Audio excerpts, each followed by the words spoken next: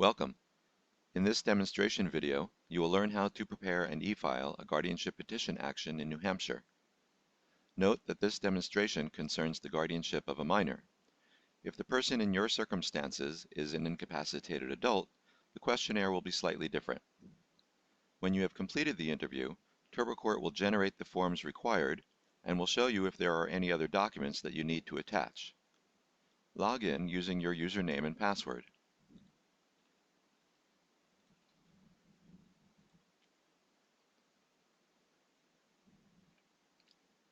And then select New Hampshire as your jurisdiction.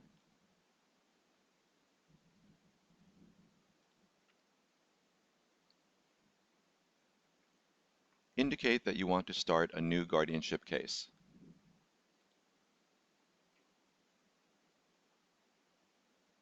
Read the notice at the top of this page. If you have a safety concern and want to request an exception to the court's mandatory electronic filing rule, click here to open the court's instruction sheet. Follow the instructions for filing a request for exception and do not proceed with e-filing. From here, select where you want to file. Read the information in the box below to help you determine which location to select. If you are filing a petition for guardianship of an incapacitated adult, read the notice here and these additional instructions to determine where to file.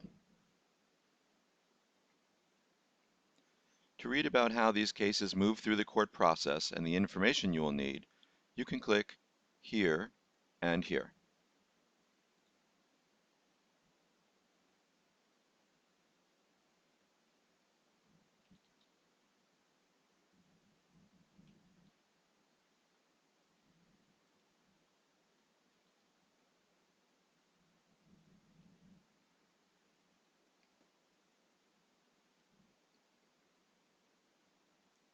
If you are filing a petition for guardianship of a minor, read here to determine where to file, and click here and here to learn all about the process. For this demonstration, we are filing in the 4th Circuit, Belknap County.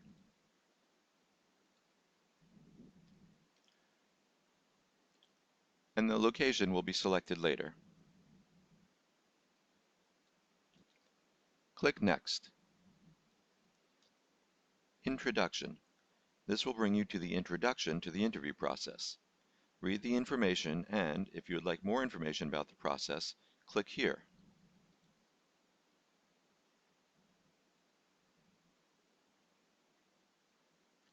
Click Close when you've finished reading. If at any time you need additional information, you can select any of the frequently asked questions on the right and click on them to get the answers.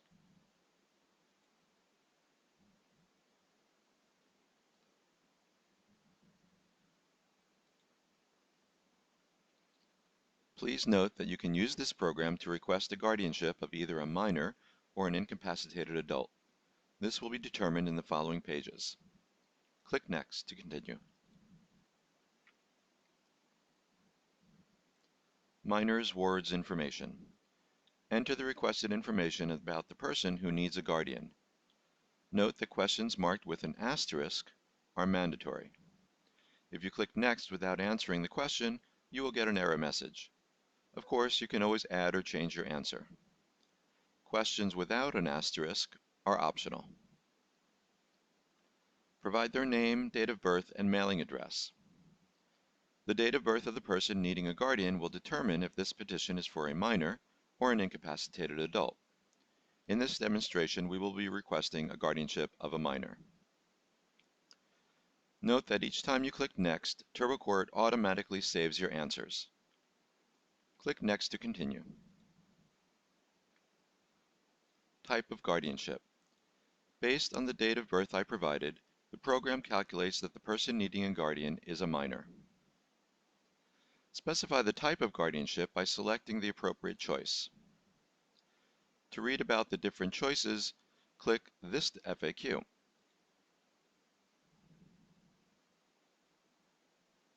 And click Close when finished reading.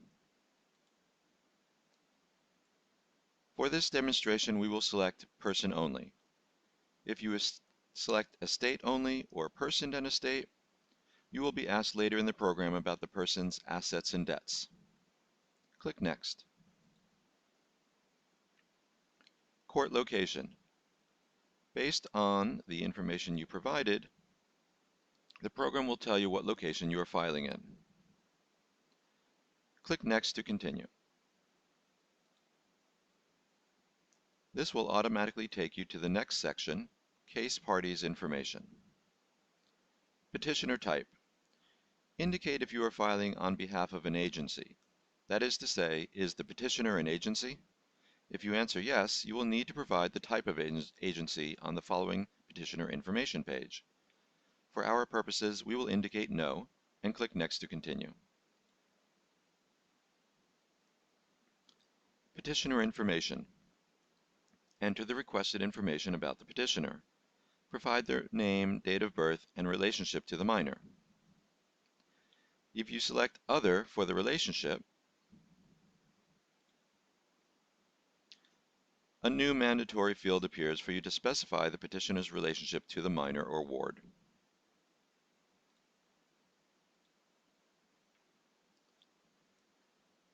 Lastly, indicate if you are asking the court to name you as the guardian.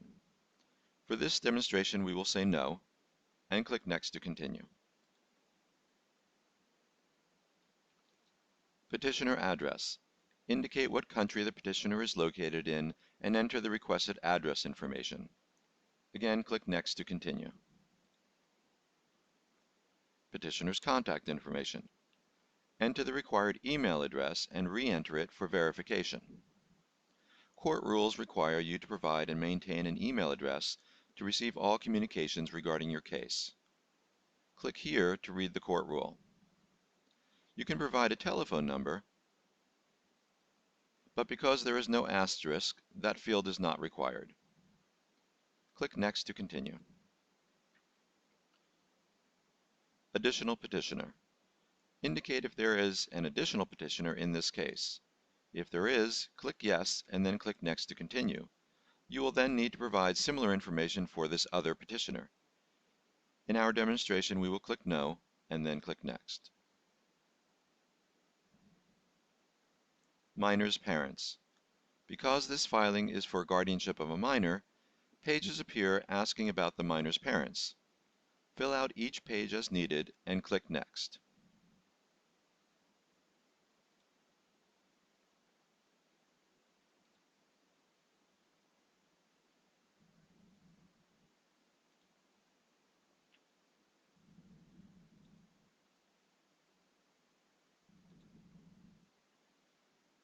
Proposed guardian type. Indicate if the proposed guardian is a person or an agency. In our case, we will select the person and then click Next. Proposed guardian information. Enter the requested information about the proposed guardian. Provide their name, date of birth, relationship to the minor, and occupation. Again, if you select Other for the relationship, a new field appears for you to specify the proposed guardian's relationship to the minor. Lastly, if you previously said that one or both parents is deceased, then you will need to indicate if the proposed guardian is listed as the guardian in the will. For this demonstration, we will say no and click Next to continue.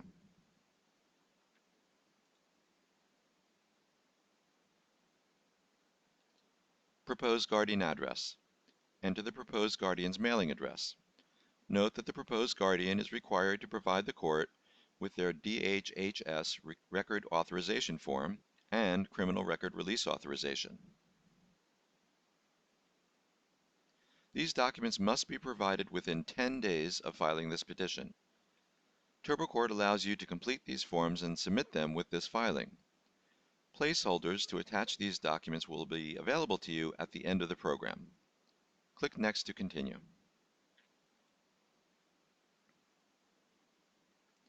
Proposed guardian contact information. Enter the proposed guardian's telephone number and email address.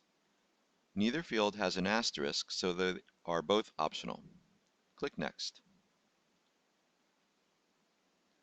Additional guardian. Indicate if you are asking the court to appoint a co-guardian. If you say yes, you will need to provide details about the additional proposed guardian. For our demonstration, we will say no and click Next. This brings you automatically to the next section, Filing Details. Guardians nominated at will. Again, if you previously said that one or both parents are deceased, as we did in this demonstration, indicate if the deceased parent nominated a guardian in their will. We will say no. You can also indicate that you don't know by selecting Unknown. Click Next to continue.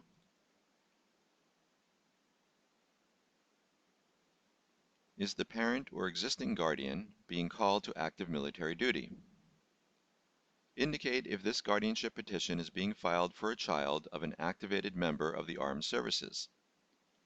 If the guardian is being proposed based on the parent's or current guardian's activation into military service, you must attach a certified copy of the minor's birth certificate, copies of the nomination document, and military activation orders. Attachment placeholders will be available at the end of the program for you to attach these documents.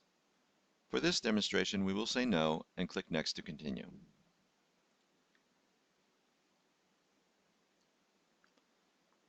Adults living with the minor and other minor pages. If your guardianship is for a minor, you will see additional pages.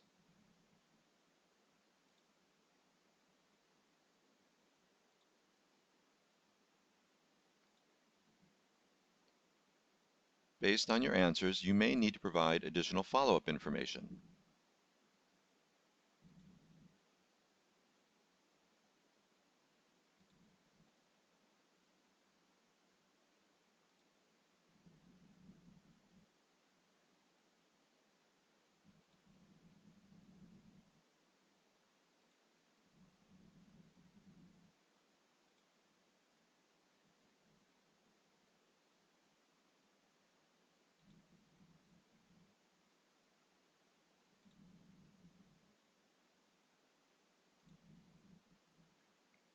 Settlement of minor's action.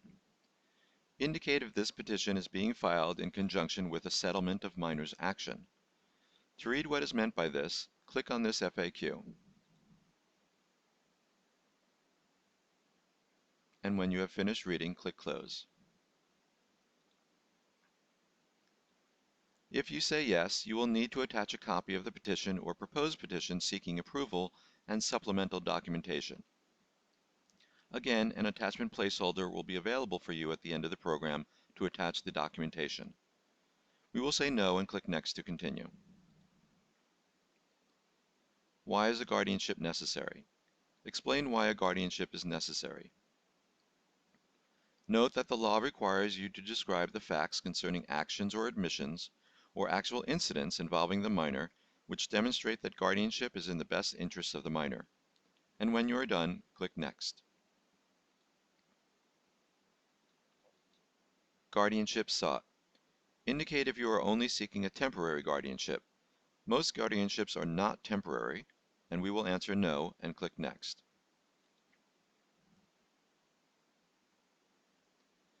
Emergency ex parte request. Indicate if you are requesting emergency orders.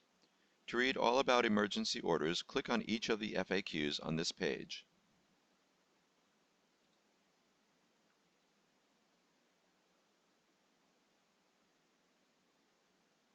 Click Close when you finish reading.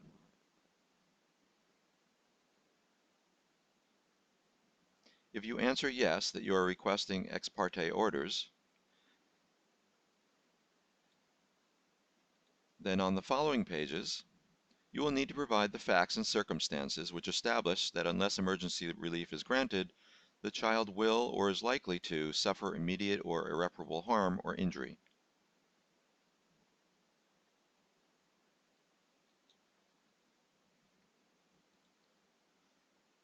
You will also need to describe what emergency orders you want the court to make.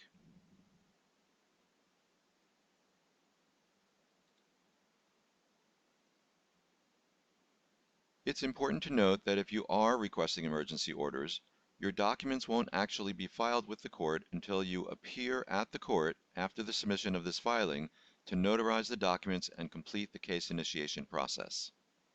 We will indicate no and click Next. This brings you automatically to the next section, Information Required under UCCJAA. UCCJAA Introduction. Note that this section only applies for guardianships of a minor. If you are petitioning for the guardianship of an incapacitated adult, you will not see this section. Read this introduction page completely. In this section, there will be questions about where the child has lived for the past 5 years, and also if there are any existing court orders involving this child. You can click here to view and print the actual form that TurboCourt will generate for you. You can use this as a guide and see why certain questions are being asked and what information will be added to the form with your answers.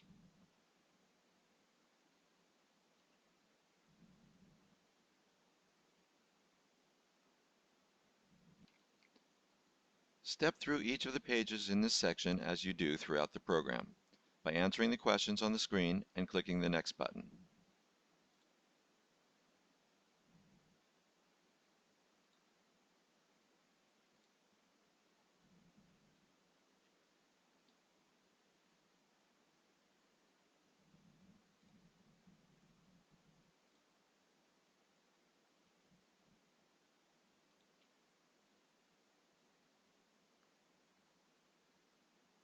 When you click Next on the last page of this section, you will be taken automatically to the very next section, Additional Requests. Special Safety Requests. Indicate if you have any safety concerns related to this filing. In most cases, information filed with the court is shared among all parties. In rare circumstances, the court may allow you to withhold some of your information if there are safety concerns. If you request this special permission from the court, you must file a motion for exemption from e-filing due to safety concerns, and print all documents at the end of this program. This will mean that electronic filing will not be available to you. We will answer no and click Next. Payment options. Based on the documents you will need to submit, a filing fee will be assessed. Your payment options are pay online with a credit card, pay at the court with a credit card, cash, or check, or request a fee waiver. Click on each of these links to learn about each option. Note that if you choose to pay at the court, you may submit your filing electronically now and then submit your payment by cash, check, or credit card at the appropriate court clerk's office or mail a check. However, your case will not be considered filed until payment is submitted. The filing may be deleted after 5 days if the filing fee is not paid. Also note, if you think you cannot afford the filing fee, the court might grant a motion to waive the filing fee. You will need to explain why you believe you should not have to pay the filing fee. A complete statement of assets and liabilities will need to be provided. These forms, which TurboCourt can generate for you, will be filed along with your petition. If you wish to request a fee waiver, check this box. Notice that there are many additional pages of information that you may need to provide.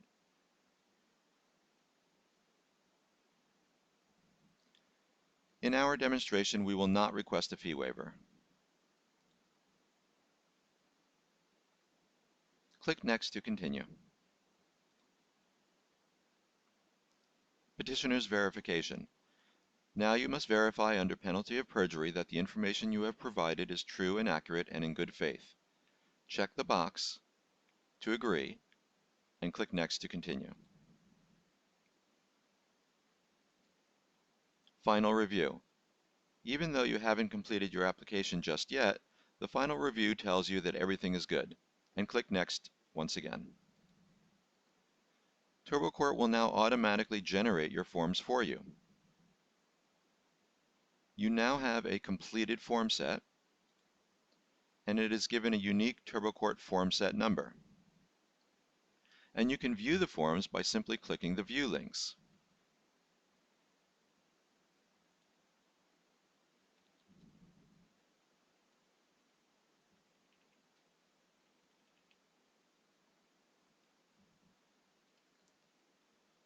TurboCourt has also generated the court's What to expect after you file a petition, which you should read.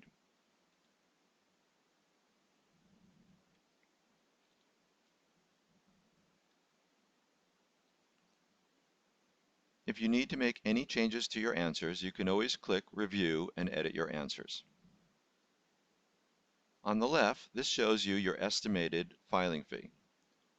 The actual filing fee will be determined by the court. If you requested a fee waiver, no filing fee will be shown. Now let's scroll down and look at the Your Documents area. Anytime you see this icon with the red exclamation point, this tells you that this is a required document that you must attach. If you see an attachment icon with a blue question mark, you can attach optional documents if any are listed. And this yellow asterisk icon means you can attach additional documents, up to 15. In this demonstration, you will notice two blue question mark icon placeholders. These are for optional documents. These are documents the proposed guardian must provide the court within 10 days of filing this petition, and you have the option of attaching and including them now. Please note that these documents must be signed in the presence of a justice of the peace or notary public before submitting them to the court. If you wish to attach an optional document, click the Attach link.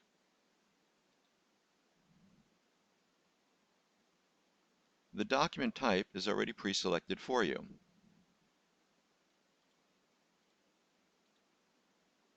Provide a title or description for your document, and click the Choose File button to select your file.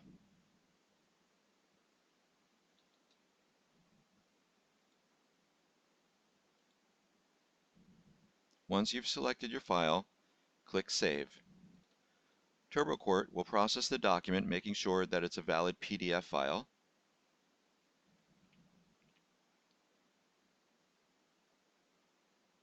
And here is your attached document. If you wish to attach any additional documents, use the Attach link in this section. Here you must select the document category. You will select Other, and then select the document type. Again, I will select Other. Provide a title or description for this document, and select your file.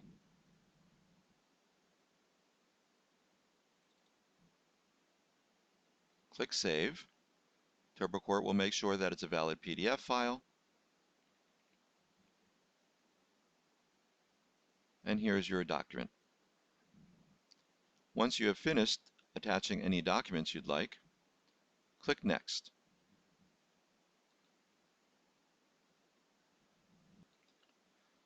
You can review your notification options that you selected during registration. You can also indicate the email addresses of other people that you would like to receive courtesy notifications. These are the notifications of the status of the filing as the court processes it. Otherwise, you can leave this field blank. Click Next to continue. And lastly, indicate your payment option. If you have previously filed through TurboCourt and a stored credit card with them, you can simply select that credit card.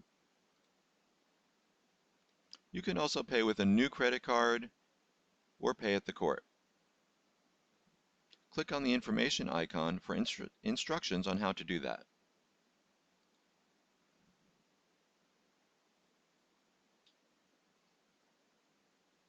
And when you finish, close the window.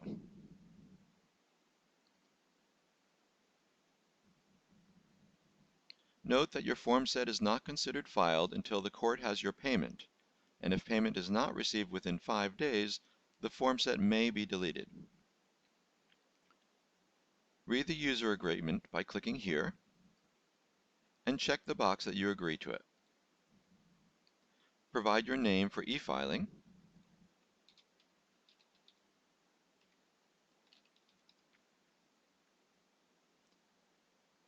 and e-file your documents by clicking the e-file button.